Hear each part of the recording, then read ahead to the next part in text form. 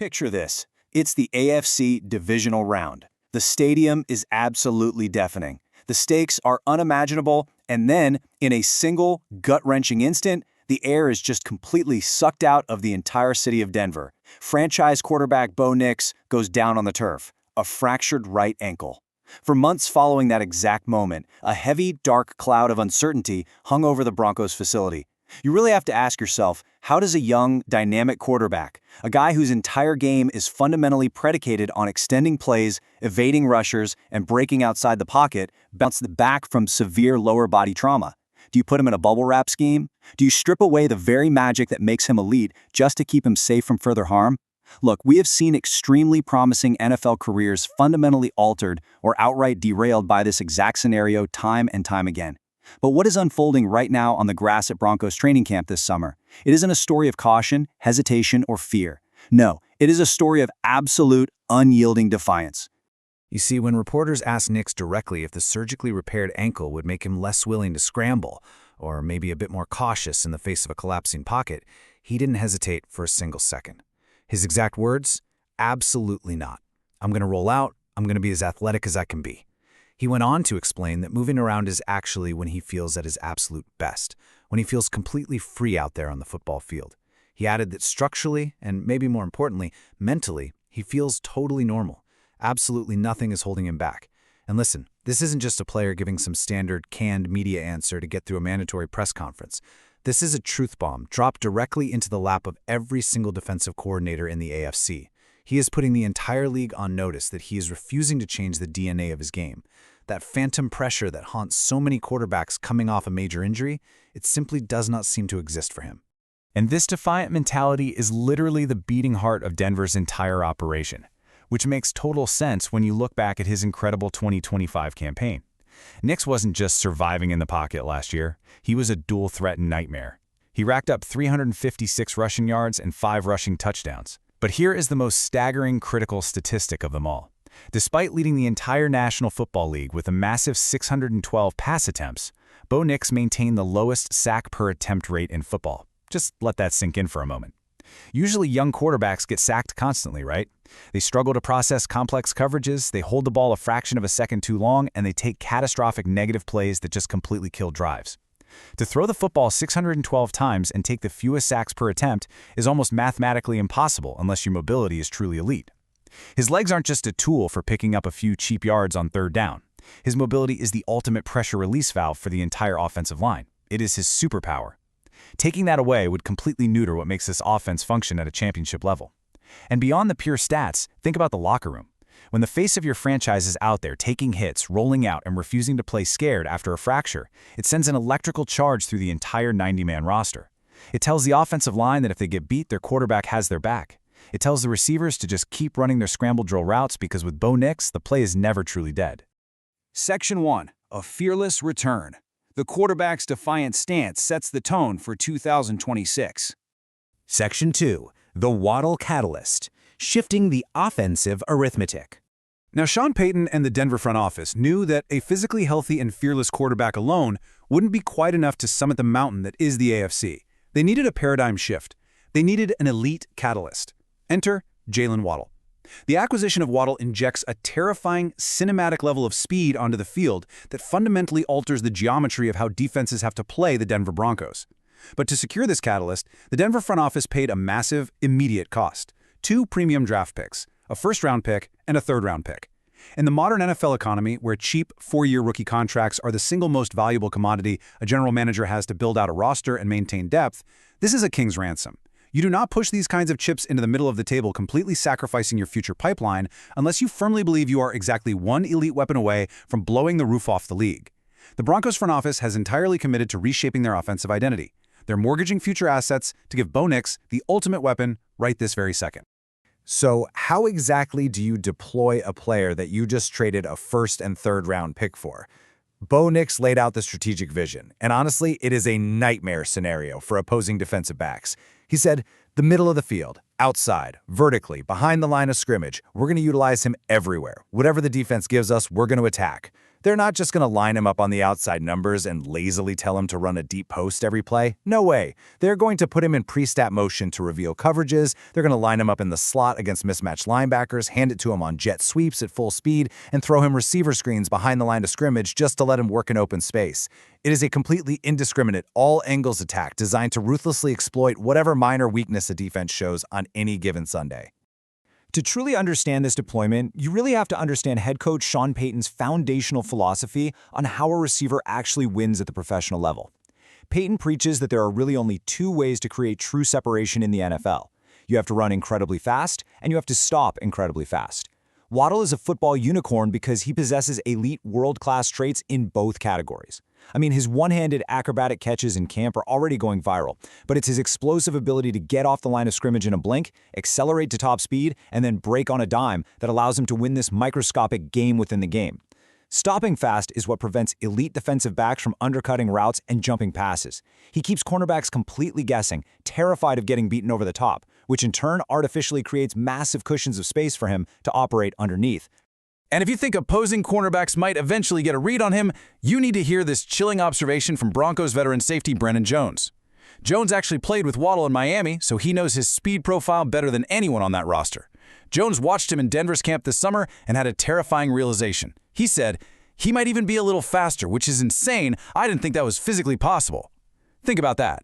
On top of seemingly breaking the physical speed limit, Jones noted that Waddle brings an essential element of relentless trash talk and pure competitive juice to the practice field. He is elevating the emotional intensity of every single rep, forcing the Denver secondary to match his swagger. Iron is sharpening iron every single afternoon in Denver right now. Section 3. The ripple effect. Raising the ships around him. Let's examine the stark contrast between last year and this year under new offensive coordinator Davis Webb, because this single trait is acting as a massive force multiplier for the entire roster. In 2025, opposing defensive coordinators realized a simple, fatal truth. They could double cover Courtland Sutton all afternoon long without facing any severe consequences elsewhere on the field. The math was incredibly easy for them. Take away Sutton and you stall the Denver Broncos. But in 2026, that defensive philosophy is fundamentally broken. If a defensive coordinator decides to pull a safety 20 yards deep to shade over and bracket Jalen Waddle, the entire middle of the field suddenly becomes a barren wasteland for the defense. It forces linebackers to cover way more ground than they are physically capable of, leaving Denver's other playmakers in an incredibly favorable one-on-one matchups. The arithmetic has completely shifted in Denver's favor. And the cascade of playmakers who are absolutely thriving in Waddle's shadow right now, it is remarkable to watch. Take Marvin Mims Jr. He has been a consistent deep ball threat all camp, taking reps with the 1s, 2s, and 3s, playing with the sheer, desperate hunger of a guy hunting for a major contract extension. Then you have tight end Evan Engram, who is playing like a man completely reborn. Because Waddle's crossing routes stretch the defense horizontally and pull linebackers completely out of position, the vertical seams are splitting wide open, and Engram is tearing right through them for massive gains. R.J. Harvey is cementing his status as the elite pass-catching running back. He's the vital joker piece in Sean Payton's offensive puzzle that creates immediate mismatches out of the backfield. And then there's Hakeem Bittler, a massive, towering target who is dropping jaws with 70-yard highlight reel touchdowns against a shell-shocked secondary. It's an absolute feast for these guys right now.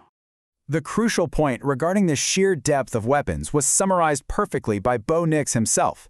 The massive influx of talent has transformed the team's biggest problem from how do we move the ball to how do we possibly utilize all of these incredible tools. It is the absolute best kind of problem a coaching staff can have. They are building a highly versatile, multidimensional attack that forces opposing defensive coordinators into a grueling pick-your-poison dilemma. As a defense, do you want to aggressively press the line of scrimmage and get burned deep by Waddle's track speed, or do you drop back in a shell and get methodically carved up underneath by Engram and Harvey? There is no correct answer here. Section 4. Camp Winners and Losers. The Trench Warfare of Training Camp. So while the headline-grabbing deep passes get all the social media attention, we know the true foundation of a contender is forged in the dirt. These are the gritty, intense roster battles where careers are on the line.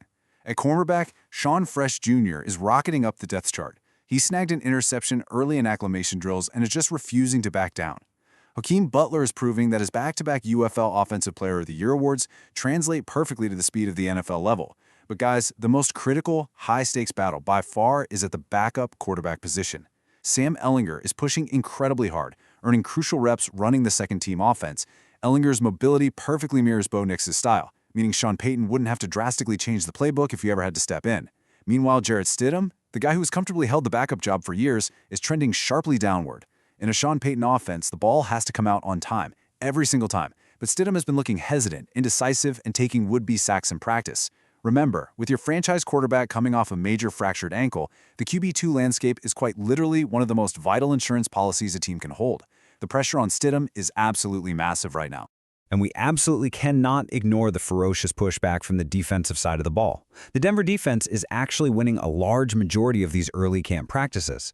Guys like cornerback Riley Moss are playing out of their minds, flashing elite veteran instincts with key pass breakups as he fights tooth and nail to secure a lucrative contract extension of his own. Meanwhile, undrafted gems with zero job security, like linebacker Kareem Reed, are making undeniable noise.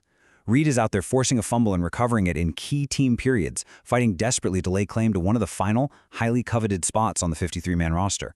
Section 5. The 2026 Blueprint. Capitalizing on the schedule. So what does all this camp hype actually mean for the 17-game gauntlet of the NFL regular season? This brings us to the ultimate strategic chess match of the 2026 season. Payton and Webb have a brilliantly devious plan. They're going to show opposing defenses the exact same familiar pre-snap formations they put on tape throughout 2024 and 2025. Defensive coordinators operate on instinct and muscle memory. They will see the alignment, recognize the formation, and think they know exactly what play is coming. But when the ball is snapped, the sheer speed, the spacing, and the execution will be entirely different. When you change the post-snap speed but keep the pre-snap look identical, you cause a split-second delay in the defense's processing. In the NFL, a split second of hesitation is fatal. How do you adapt in real time when the picture changes at warp speed right in front of your eyes?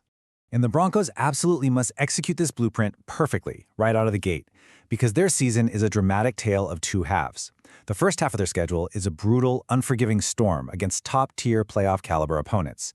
They have to lean heavily on Nix's fearless mobility and Waddle's explosive playmaking just to weather that treacherous stretch and steal victories. But if they can survive that opening gauntlet, they are beautifully positioned for the second half of the year, which statistically features one of the easiest schedules in the entire National Football League. It is a furious sprint to survive the storm early, setting up a dominant marathon to conquer the division late in the year.